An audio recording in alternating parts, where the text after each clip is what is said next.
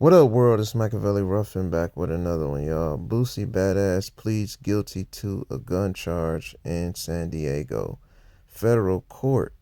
If you're new to the channel, don't forget to hit that subscribe bell. This is another exclusive, y'all. Come on, man. All right, on to a little more serious news here. A well-known rapper with a big following on social media could be headed back to prison after he pleaded guilty to a gun charge in federal court today. Boosie was arrested during a traffic stop here in San Diego 2 years ago. CBS 8's Kelly Hezedal joins us live downtown. Kelly, you were in the courtroom. You also spoke to Boosie. What can you tell us? That's right, and his legal name is Torres Hatch. Now, a lot of times defendants don't really want to talk to us if they're still going through court proceedings, but he was fine with it. He says he accepts responsibility for what happened, and he's ready to move forward. I want to put it behind me. I want to get it behind me and get on with my life. You know, it's a lot of things this case has stopped me from doing, traveling all across the world, making. So I just want to get it over with, and, accept my guilty plea. I'm ready to get over it. Anything you want to say to your fans? Just say a prayer for me. I just need prayer. I don't need nothing else. Yeah. And his attorney provided us this video of him performing on stage. Now, Hatch, known as Boosie to his fans, now awaits sentencing. He's a father of 9 kids. His fiance was with him in court today. So some background on this case. It stems from a traffic stop in San Diego in May 2023. Hatch was arrested in Choyas View after police found 2 guns inside a vehicle he was riding in. Now, the state charges were eventually dropped, but the feds then pursued a case against him because he was a convicted felon in possession of a firearm, which violates federal law. Now, the 42-year-old rapper announced earlier this month on social media that he was going to take a plea deal, and so this morning he went before a judge and entered that guilty plea. So here's what his defense attorney told me outside court. I am optimistic for Mr. Hatch. He, as you just explained, wanted nothing more than to accept responsibility and put this behind him. And now it's my job to make sure the court understands the scope of the case and what the case is really about. And more importantly, all of the amazing things that Mr. Hatch has done for the community, continues to do, and the amazing things that he will do going forward. And Hatch currently lives in Atlanta. Now, he faces a maximum of 15 years behind bars. His defense attorney did not disclose any parts of the plea agreement or any details about it, but the judge made it very clear today, regardless of what's in that plea agreement, it is the sentencing judge who will have the final say. So the sentencing hearing is set for November 21st, which is just days after Hatch's birthday. Anna, Carlo. Kelly, one thing you mentioned is that state charges were dropped here and the feds picked up the case. What else can you tell us about how this case moved its way through the system? Yeah, and there was a lot of back and forth, and some of that had to do with the fact that the U.S. Supreme Court recently made a decision basically stating that you cannot prevent people who were convicted of non-violent crimes of owning firearms. So at the end of the day, Hatch could have continued fighting this charge, but as you heard him say, he's ready to move on with his life. He does not want to continue for this to drag out in court.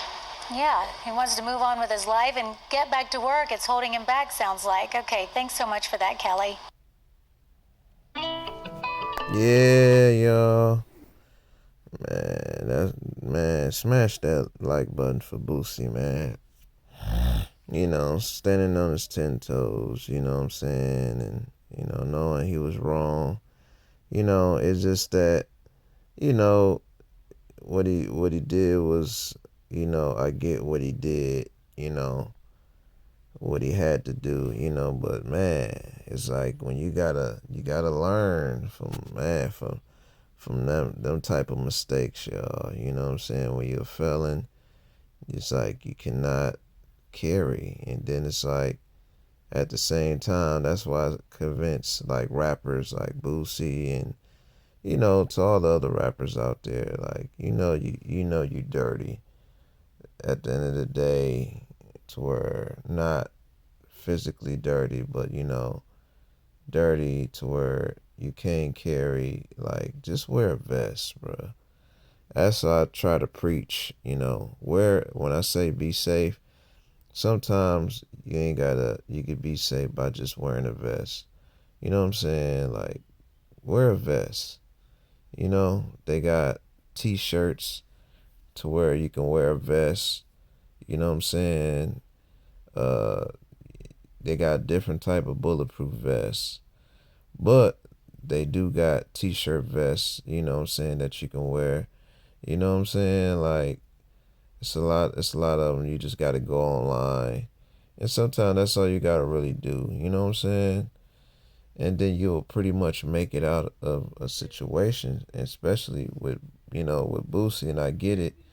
He should have. I mean, I know he was trying to protect himself, but then at the same time, you should have just let your security take care of that. And and at the end of the day, you know what I'm saying, have it to where you can still wear a vest and still take and still take care of your business. But if something went down, I get it, you know what I mean? But shit, you gotta wear a vest, man. A lot of rappers today need to start wearing them because you know it's a dangerous job. You feel me? Because you making all that revenue.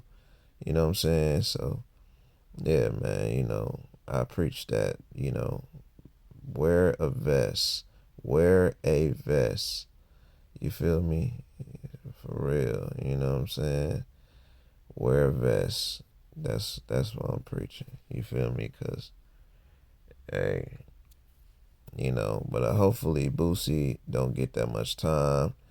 With this plea deal. You know what I'm saying? And cause I'm a true fan. But yeah, man. That's all you gotta really do is wear a vest. You know what I'm saying? For sure. But that's how I feel about it. Let me know y'all thoughts below on this situation. But other than that, y'all know what it is. Be safe, stay dangerous, stay blessed.